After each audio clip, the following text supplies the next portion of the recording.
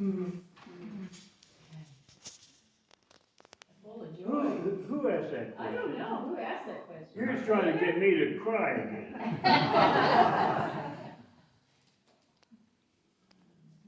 I feel like that my purpose in life has been fulfilled. Yeah. One of them. Yeah. How about you? Don't make me cry. What are your top 3 nuggets of wise advice you can share with us? First one that I would share would be learn scriptural blood covenant and put it into practice into your daily life. That's the all-encompassing one. Because once you do that, your whole life changes. From personal relationships with your closest people, your spouse or your mate, it doesn't matter. Strangers, when you operate in a blood covenant mindset, even with strangers and people that don't like you or you don't like, everything changes. And Yah, when you're in blood covenant with Him, you can respectfully demand in covenant that people that you come in contact with show you favor. And I mean, it works every time, doesn't it, Jen? Every time. He doesn't fail. Never. The other 2 nuggets I'll have to think about and get back with you. What are they? Huh? The other 2 questions, what are they? Oh, question 7. What would you say to our Christian brethren who struggle with accepting or understanding how Torah applies to us today? I would direct them to the scripture where Joshua says this. He says, think not. Now, hundreds of millions of Christians obey that part of the scripture. He says, think not that I have come to destroy, in the Hebrew, the Torah, but I have come to fill it to the full. If you look in the Greek, it doesn't mean fulfill like I did it for you. No. He came to fill it to the full. To take a basket and shake it down and fill it again and shake it down until it overflows. That's the concept. Okay. Could I say something about that? Sure. Oh, go ahead. Well, I was just going to say my personal thoughts. When someone asks me, I say, I don't do it for my salvation. I do it to honor the Father. Because I walked into His home, under His roof, with His rules. And so it's my way of honoring. And it's not for my salvation. To observe Sabbath and, all the list of everything else. Yeah. Very well said. Well said. Yeah. Extremely well said. Yeah. That's my daughter. Could I expound on that a little bit? Chris? Yes. Do you mind? No. In regards to that Matthew 5:17 through 19, it's funny how in general in mainstream Christianity how we interpret that verse, or how we really just kind of make it our own, because we say in a simple what's the word I'm looking for, version of it, like do not think that I have come to abolish the law and the prophets. I've not come to abolish but to fulfill it. But the way that we act and the way that our mindset about the law and the prophets, the Torah, the Old Testament, the Tanakh, whatever you want to call it, we say, do not think that I have come to abolish the law and prophets. I have not come to abolish it, but to abolish it. That's the way we treat it. Yeah. Which makes absolutely no sense whatsoever. No logic. And I also wanted to say, kind of like in regards to what Jessica said, that I can relate to that because, we follow His instructions to us. Yes. Whether you want to call it laws or rules or guidelines or teachings or whatever, not out of a sense of obligation, or because if I don't do it, I'm not gonna, have salvation, I'm not, but we do it to show our love for him. Yes. And I know for me, when I was a baby Christian, just coming up and everything, I read his words when he said that, what are the greatest commandments? Love God and love others.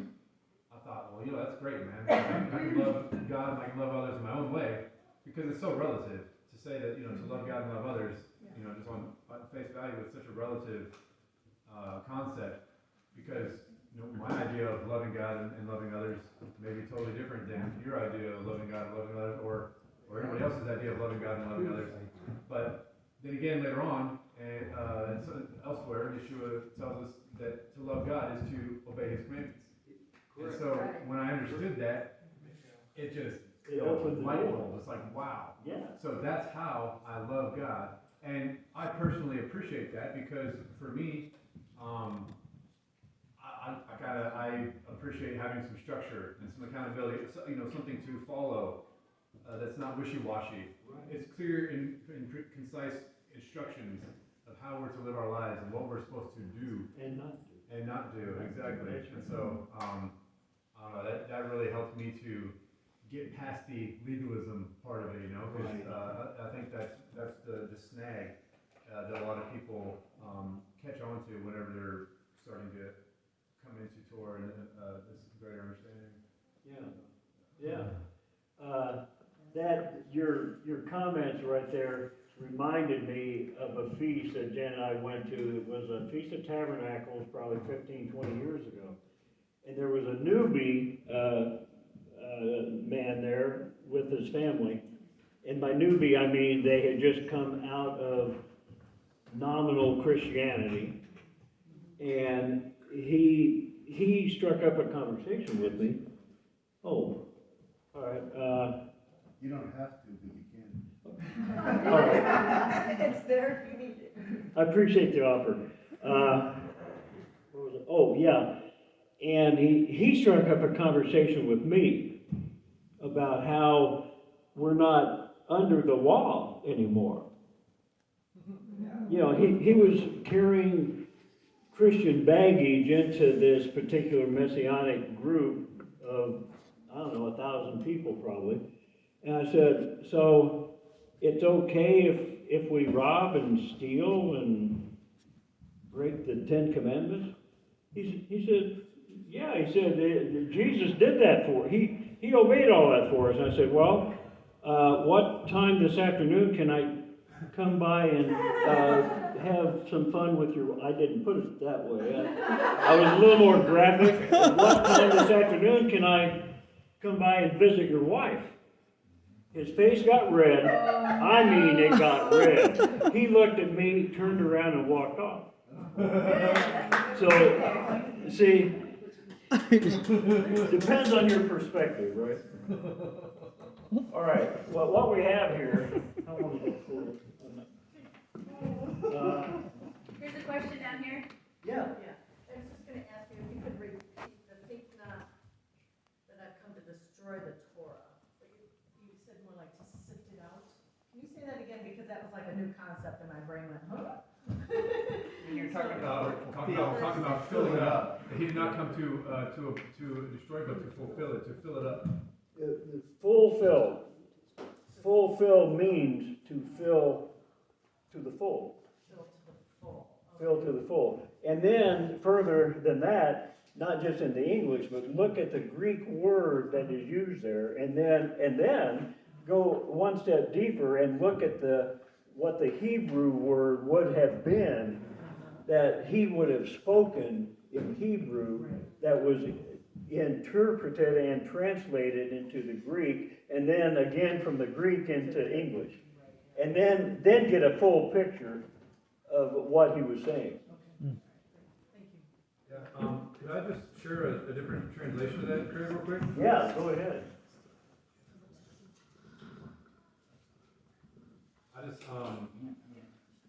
I want to stay on that while we're there, because it's a really important passage. So this is out of the Morford One New Man Bible, and it brings out just some of the, what the Hebraic translations would have been and stuff. And it says, do not think that I came to do away with or to bring an incorrect interpretation to the Torah or the prophets. I did not come to do away with, but to bring spiritual abundance for the Torah to be obeyed as it should be, and God's promises to receive fulfillment. Which is grace. And it says, for truly I say to you, until the sky and the earth would pass away, not one yod or one vav could ever pass away from the Torah until everything would come to pass. Therefore, whoever would break one of the least of these commandments and would teach people this way will be called least in the kingdom of the heavens. But whoever would do the commandments and would teach them will be called great in the kingdom of the heavens. So Yeshua was saying that he didn't come to do away with it. You know, that's the understanding that I had for so long. You can ask my wife, because when she had the revelation of Torah, we both, I would both started to realize it both at the same time, but she latched onto it way easier than I did. I was very obstinate about it. I was like, you know, because I always had the mindset that the Old Testament was a good historical reference, but that it doesn't apply to me anymore, you know, because Jesus came and did away with that. So I'm no longer under law, but I'm under grace. So all of those are just completely, that's just totally bad doctrine that's been passed down to us for millennia. And you know, I mean, I never knew any better because nobody ever taught me.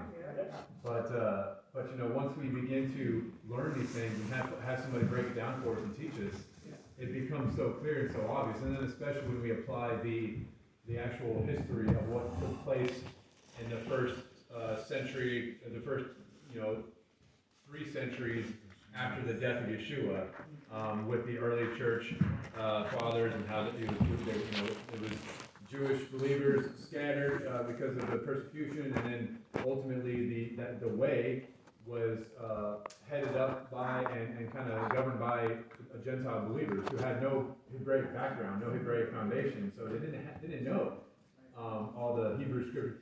Not to mention they didn't have the Hebrew scriptures. So anyway, sorry, Craig. Well, that's okay.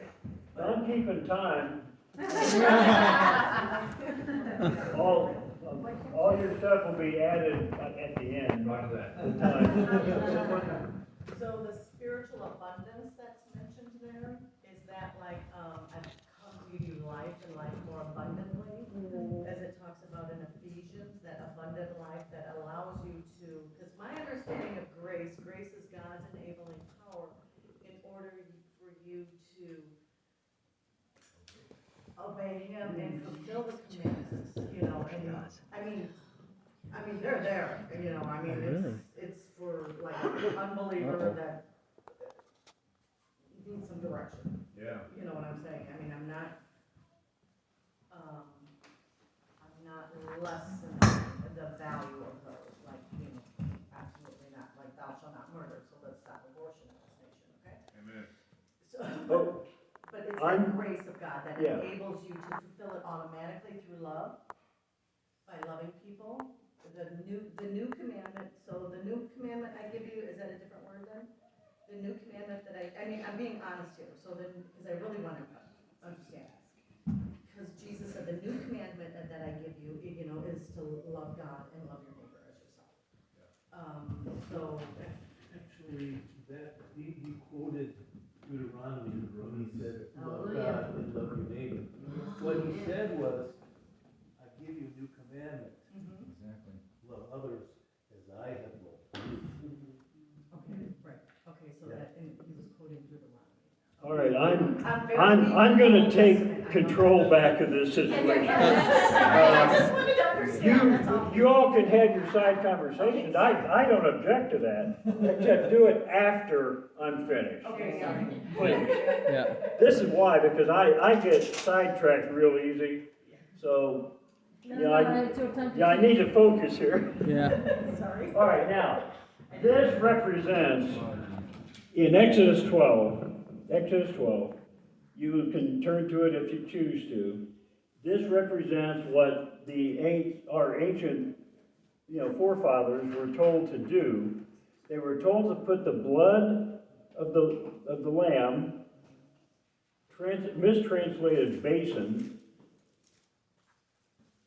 and then take hyssop and splatter the blood on the side post and the top lintel. What is conveniently, and I believe was very probably left out many years ago, was this kind of red thing here that looks like a red snake. That is a saf in the Hebrew, S-A-F, as far as phonetics goes. I can't spell it in Hebrew, but it's saf. It's mistranslated here, basin.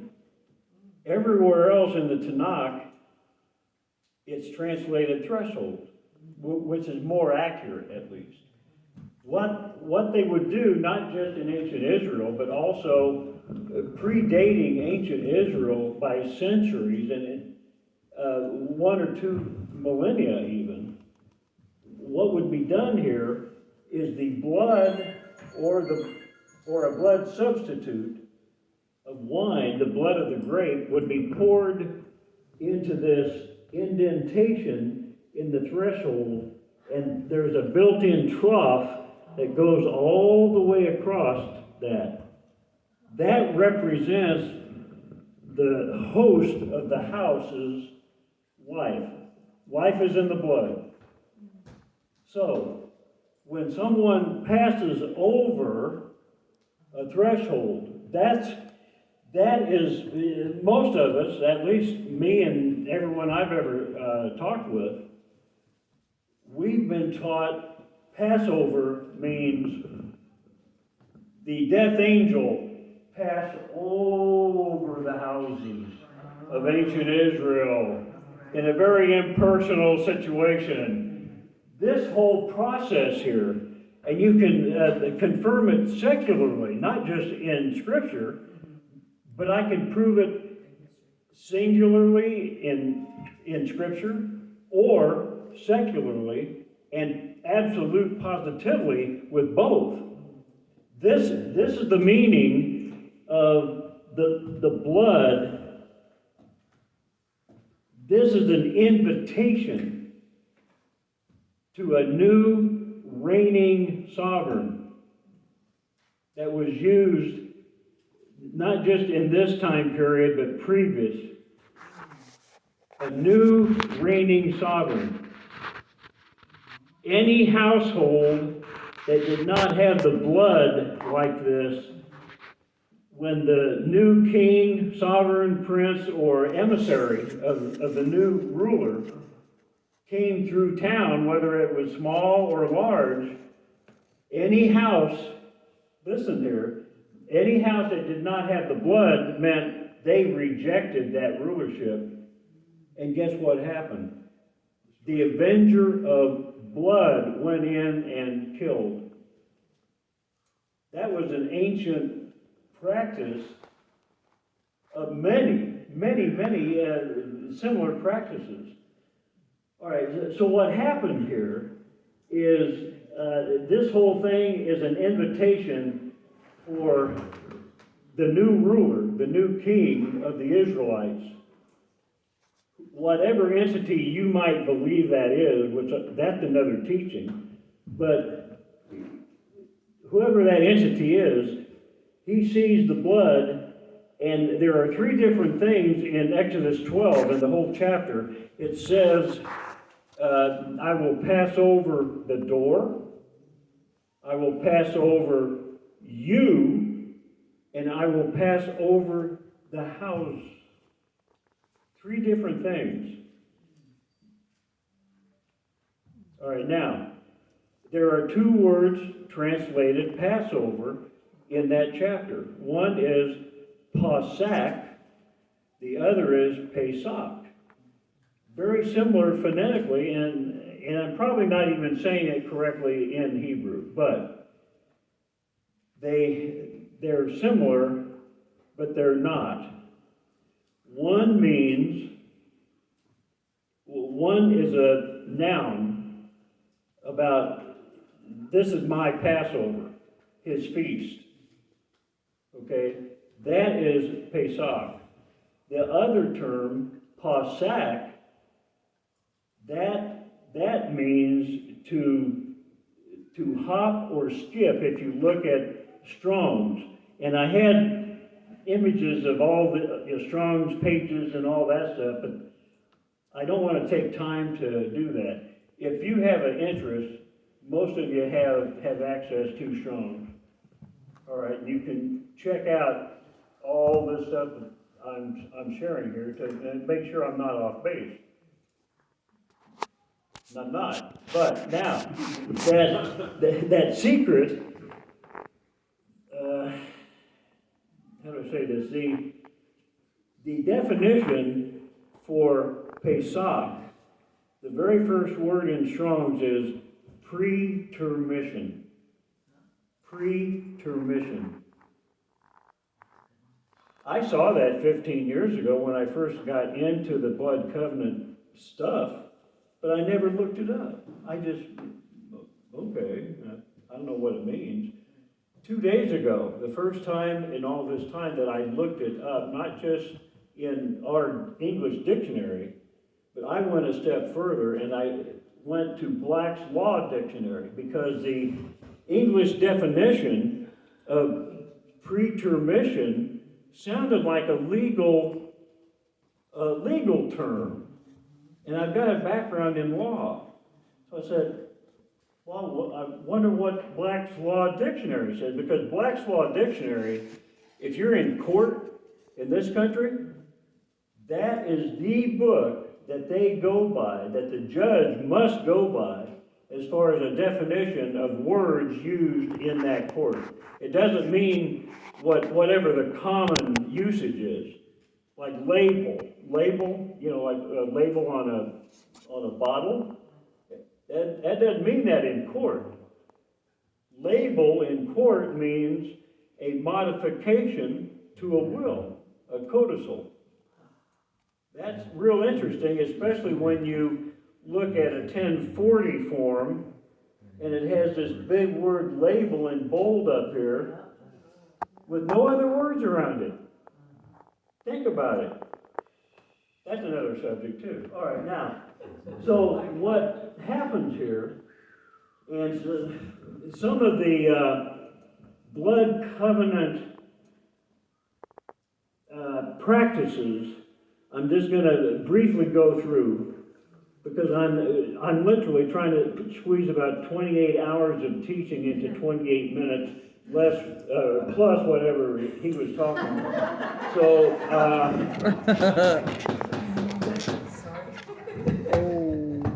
So this is the deal. Two things happen when someone crosses someone's threshold, whether there's blood there or not, but especially if there's blood there. The Apostle Shaul, he spoke about stepping in the blood of Messiah. I forgot the site, but that's Paul, I think it's in Galatians. He said, you don't do that, right? Trample? Is that what you mean, trample in the blood? Yeah. Is that your This is what he was referring to. The ultimate insult that anyone could ever do, not just anciently, but even today, especially in the Arab world, is to step in the blood that they have spread out at their threshold for you to walk across or pass over the threshold in order to make a twofold silent covenant. Whoever crosses over pledges with their own life and the lives of whoever else is entering into that home. They pledge with their life not to do any harm to anyone in that house, to the sacrificing of their own lives. It's that serious. Not even with the words of their mouth. The words of your mouth, the power of life and death are in the power of the tongue, correct? Yes. Not even with the words of your mouth, when you enter someone's home and you cross their threshold, you don't even speak evil about them. That can be a death sentence. Now, conversely, the host is saying, come in.